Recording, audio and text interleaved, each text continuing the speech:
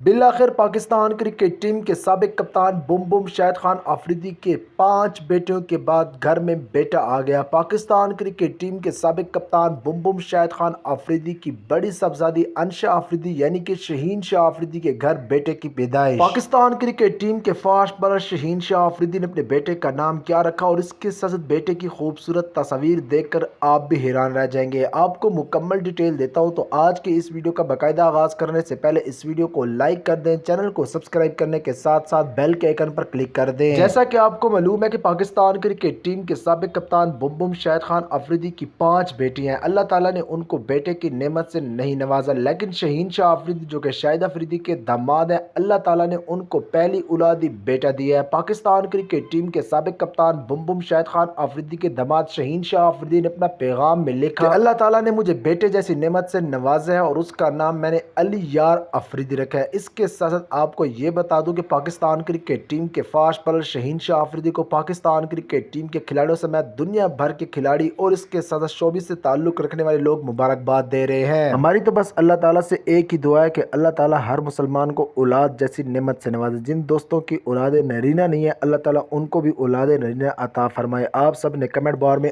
آمین ضرور لکھنا ہے۔